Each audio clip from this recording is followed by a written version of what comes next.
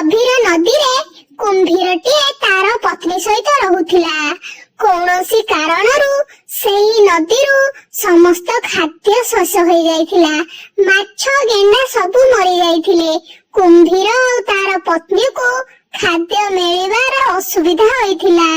କୁମ୍ଭୀରଟି ବହୁଆଡେ ବୁଲି ବୁଲି ତାକୁ ଖାଦ୍ୟ ମିଳୁନଥିଲା।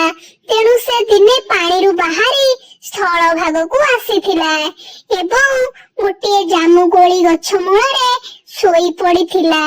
ତାର ଘୁଙ୍ଗୁଡି ଶୁଣି ସେ ଗଛ ଉପରେ ଥିବା ମାଙ୍କଡଟିଏ ତା ପାଖକୁ ଆସିଲା ଏବଂ କୁମ୍ଭୀରକୁ ଏଇଭଳି ନିରାଶ ଭାବରେ ଶୋଇଥିବାର ଦେଖି ତାର କାରଣ ପଚାରିଲା।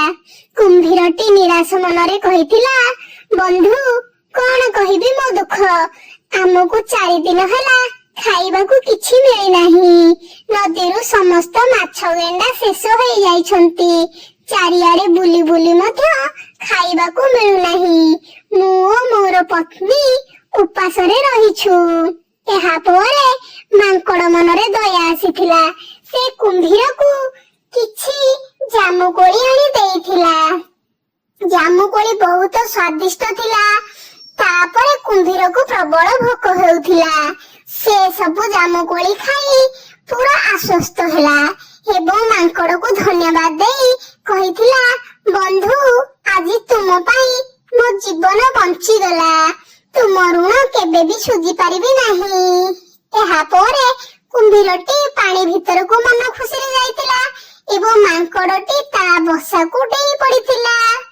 ଏଇଭଳି କୁମ୍ଭୀର ଓ ମାଙ୍କଡ ମଧ୍ୟରେ ଧୀରେ ଧୀରେ ବନ୍ଧୁତା ଆରମ୍ଭ ହୋଇଥିଲା। ମାଙ୍କଡଟି କୁମ୍ଭୀରକୁ ସବୁଦିନ ଜାମୁକୋଳି ଖାଇବାକୁ ଦେଉଥିଲା। ଉଭୟ କିଛି ସମୟ ଖେଳୁଥିଲେ ଏବଂ କୁମ୍ଭୀରଟି ସନ୍ଧ୍ୟା ହେଲେ ତା ଘରକୁ ଫେରି ଯାଉଥିଲା। କୁମ୍ଭୀରକୁ ଏଇଭଳି ଖୁସିରେ ଦେଖି ତା ସ୍ତ୍ରୀ ଆଶ୍ଚର୍ଯ୍ୟ ହୋଇଥିଲା ଏବଂ ପଚାରିଥିଲା, ତୁମ ଖୁସିର କାରଣ କଣ? କୁମ୍ଭୀରଟି ତାର ପତ୍ନୀ ଆଗରେ ସବୁ କଥା କହିଥିଲା। ଏହା ପରେ ସେ ସ୍ତ୍ରୀ କୁମ୍ଭୀରଟି କହିଥିଲା ଯେ, ମୋ ପାଇଁ ଯୋଡ଼େ ଜାମୁକୋଳି ଆଣନ୍ତ ନାହିଁ ତୁମ ସଙ୍ଗାତଙ୍କୁ କହି। ତେବେ ସ୍ୱାମୀ କୁମ୍ଭୀରଟି କହିଥିଲା, ଠିକ ଅଛି, ଏଇ ଗୋଟିଏ କଥା, କାଲି ମୁଁ ତୁମ ପାଇଁ ଜାମୁକୋଳି ଆଣିଦେବି। ତା ପରଦିନ ସ୍ତ୍ରୀ କଥା ଯାଇ କୁମ୍ଭୀର ମାଙ୍କଡକୁ କହିଥିଲା। ମାଙ୍କଡ ତାର ସ୍ତ୍ରୀ ପାଇଁ ଗୁଡାଏ ଜାମୁକୋଳି ଦେଇଥିଲା। କୁମ୍ଭୀର ଆଣି ତାର ପତ୍ନୀକୁ ଜାମୁକୋଳି ଦେଲା। ଜାମୁକୋଳି ଖାଇ ସ୍ତ୍ରୀ କୁମ୍ଭୀରଟି ଭାବିଥିଲା, ବାଃ, କେଡେ ସୁନ୍ଦର ଏ ଜିନିଷ। ଆକୁ ଯୋଉ ମାଙ୍କଡ ଖାଉଛି ତା କଲିଜା ବି କେତେ ସୁନ୍ଦର ହୋଇଥିବ। ବହୁତ ମଧୁର ହୋଇଥିବ ତ। ତାର କଲିଜା ଖାଇଲେ ପୁରା ମଜା ଆସିଯିବ। ତେବେ ସେ ଗୋଟେ ଉପାୟ ପାଞ୍ଚିଲା ଏବଂ ତା ସ୍ୱାମୀକୁ ମାଙ୍କଡର କଲିଜା ଆଣି ଦେବା ପାଇଁ ଜିଦି କରି ବସିଲା। ହେଲେ ଏହା ଶୁଣି ଦ୍ୱନ୍ଦ୍ୱରେ ପଡି ଯାଇଥିଲା କୁମ୍ଭୀର। କୁମ୍ଭୀର କହିଲା, ସେ ମୋର ମିତ୍ର, ମୁଁ ତାଙ୍କୁ କିପରି ହତ୍ୟା କରିପାରିବି? ତା ସ୍ତ୍ରୀ କହିଥିଲା, ମୁଁ ତୁମକୁ ତାଙ୍କୁ ହତ୍ୟା କରିବା ପାଇଁ କହୁନି, ମତେ କେବଳ ତାର କଲିଜା ଦରକାର। ଦ୍ୱନ୍ଦ୍ୱରେ ପଡି କୁମ୍ଭୀର ଗୋଟିଏ ଯୋଜନା କରିଥିଲା। ସେ ମାଙ୍କଡକୁ ଯାଇ କହିଥିଲା, ସଙ୍ଗାତ, ସବୁଦିନ ତ ମୁଁ ତମ ଘରକୁ ଆସୁଛି, ତମ ପାଖରେ ଖେଳୁଛି, ବୁଲୁଛି, ନାଚୁଛି। ତୁମେ ଥରେ ଆସୁନ ଆମ ଘର ଆଡେ ବୁଲି ଆସିବ। ତମ ସଙ୍ଗାତୁଣୀ କହିଛନ୍ତି ତମକୁ ନେଇ ଯିବା ପାଇଁ।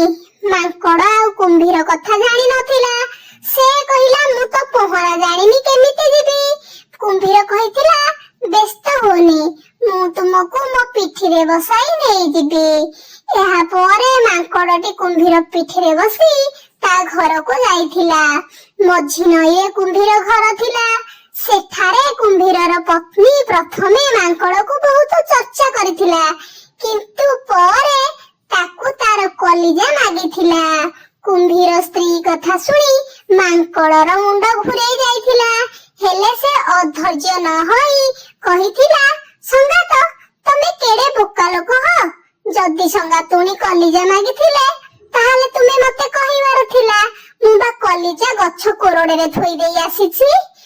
ଏହା ପରେ କୁମ୍ଭୀରର ସ୍ତ୍ରୀ କହିଥିଲା, ହଇଓ, ତମେ କେଡେ ବୁଦ୍ଧୁ ଲୋକ କିଅ, ମତେ ବା ମାଙ୍କଡର କଲିଜା ଦରକାର। ତୁମେ ସଙ୍ଗେ ସଙ୍ଗେ ସଙ୍ଗାତକୁ ନେଇକି ଯାଅ ଏବଂ ତାଙ୍କ କଲିଜା ଆଣି ମତେ ଦିଅ। ଦିଅ। ଏହା ପରେ କୁମ୍ଭୀରଟି ମାଙ୍କଡକୁ ଧରି ତା ଗଛ ପାଖକୁ ଆସିଥିଲା। କୁମ୍ଭୀର ପିଠିରୁ ମାଙ୍କଡଟି ଡିଆଁଟେ ମାରି ଗଛ ଉପରକୁ ଯାଇଥିଲା ଏବଂ ତା କୋରଡ ଭିତରେ ରହିଥିଲା। ତେବେ କୋରଡ ଭିତରୁ ବହୁ ସମୟ ପର୍ଯ୍ୟନ୍ତ ମାଙ୍କଡ ନ ଆସିବାରୁ କୁମ୍ଭୀର ପଚାରିଥିଲା, ସଙ୍ଗାତ ତୁମେ କଣ କହୁଛ କି? ମତେ ବା କଲିଜା ଦେବ କହୁଥିଲ, ସିଆଡେ ସଙ୍ଗାତୁଣୀ ଅନେଇ ବସିଛନ୍ତି। ଏହା ପରେ ସେ କହିଥିଲା, ଆରେ ମୂର୍ଖ, କିଏ କଣ କାହାର କଲିଜାକୁ ବାହାରେ ରଖି ବୁଲିଥାଏ କି? ମୁଁ ମୂର୍ଖ ତତେ ବୁଦ୍ଧି ଶିଖାଇବା ପାଇଁ ଏହିଭଳି ଉପାୟ କରିଥିଲି।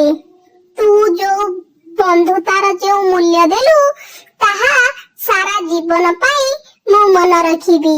ଏବେ ତୋ ଘରକୁ ତୁ ଯା। ତେବେ ମାଙ୍କଡ କଥା ଶୁଣି କୁମ୍ଭୀର ମଧ୍ୟ ଲଜ୍ଜିତ ହୋଇଥିଲା।